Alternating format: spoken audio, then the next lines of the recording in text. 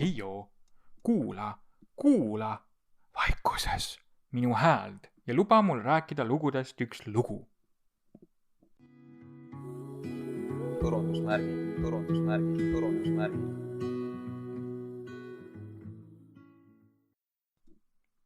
Inimestena on meie esimesteks lugudeks sageli muinasjutud. Lood, mis köidavad meie meeli ja põletavad meie emotsioone.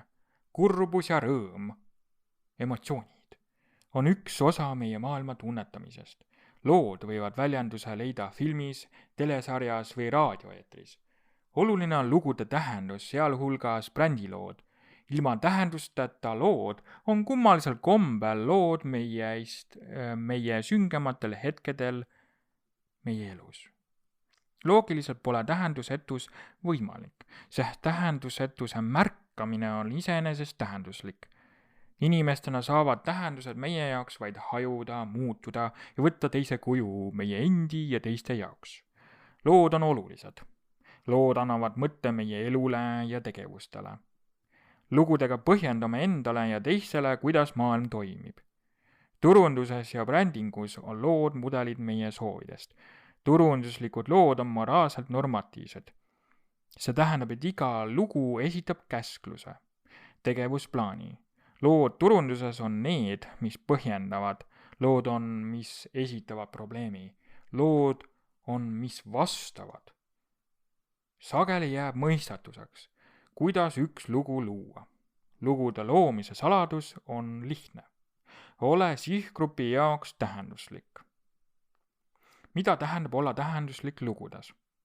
Lugu on tahtlikult kokku pandud märkide kogum ja ühtlasi meie vaimumaailma mudel. Lugude mõistmine on pärit kirjandusteadustest.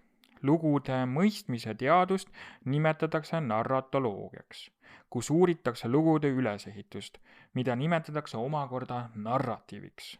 Narratiiviteooria ehk süstemaatiline selgitus lugudest ja nende ülesehitusest on tänaseks suuremal või vähemal määral mitmete teadusalade osa. Turundussemiootikas on narratiiv oluline, kuid äärmiselt oluline vaid brändi semiootikas. Enamasti on brändi lugu, mis jutustab ettevõtte oma kliendile, kasutades selleks märke. Iga kliendi jaoks on jutustatud lugu ehk bränd erinev, sest tegemist pole mitte teadlikult mõtestatud või mõistetud looga, vaid tunnetusliku alateadliku looga, näiteks mis on A. Le Coq. Selleks, et mõista, kuidas brändi siseelu on üles ehitatud, on vajalik mõista lugude ülesehitust ehk narratiivi. Narratiivi uurimise mõttes on lood olulised omakorda psühholoogias, sotsioloogias ja semiootikas.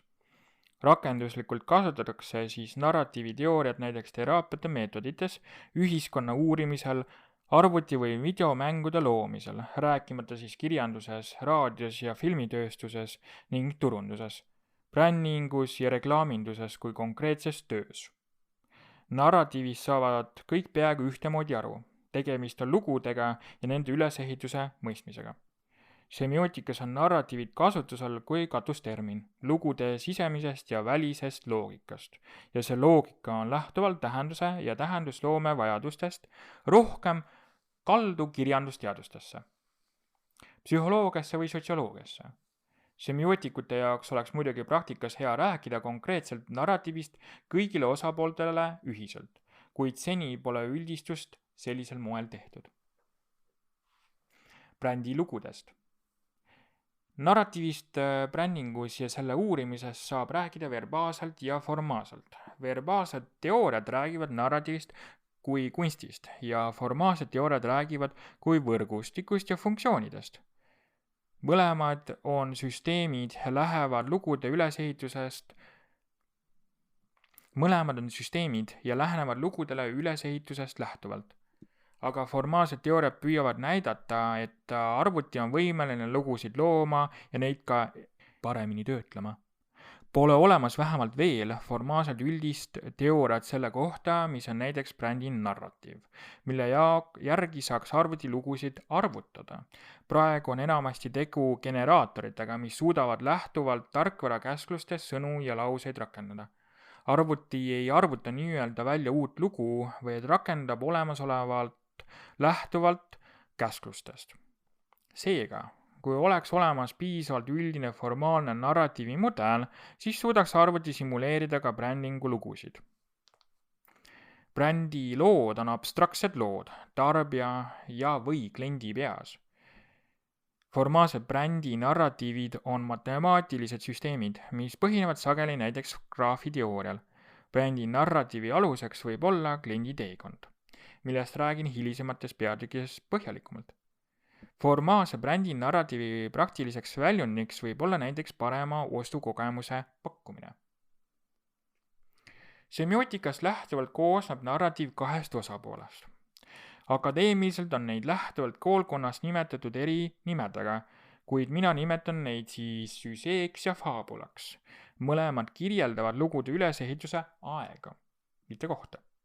Süžee on lugude jutustamise aeg, faabul on lugude sisuline aeg.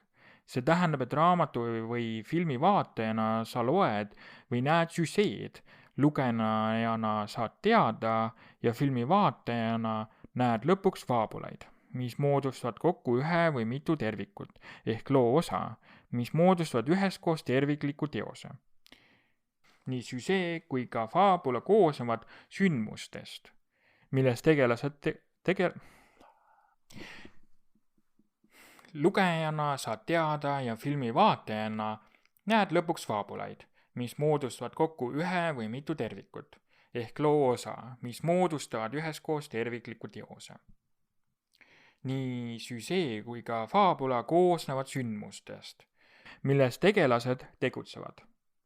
Sündmuste sisu ja järjekord määrab, millise süžee ja faabulad on. Brändi lugu süžee ja faabula tasandil. Näiteks A. Le Coq'i lugu on võimalik vaadelda turunduslikult 3 moel. Brändi identiteedi, kuvandi ja nende omavahelise seosena. Järgmises osas räägin lähemalt brändi mõistetest ja kuidas neist semiootiliselt aru saadakse rohkem. Etteruttavalt brändi loojad kujundavad brändi identiteedi kaudu kuvandit ja nende ühisosa. See tähendab, et narratiivist räägitakse reklaamide kontekstis ehk kuidas üles ehitada reklaamindus. Lähemal vaatlemisel on selline vaade kitsas, sest bränd kui psühholoogiline nähtus tervikuna allub narratiivile. Iga tarbija ja klient saab olla osa brändi elavast loost, interaktiivselt. Narratiivist saab rääkida rakenduslikult kõigi eelnevalt mainitud brändi osade, identiteedi, kuvandi ja nende ühisosa raames. A. Le Coq'i üldine narratiiv on eelnevast lähtuvalt 3 brändi osa kombinatsioon. A. Le Coq'i brändi identiteedi narratiivist on lihtne rääkida, sest enamus sellest moodustab reklaamindus ja selle sisuloome. Raskem on rääkida brändi kuvandi narratiivist, sest enamus sellest moodustab tarbija kliendi nägemus A. Le Coq'ist.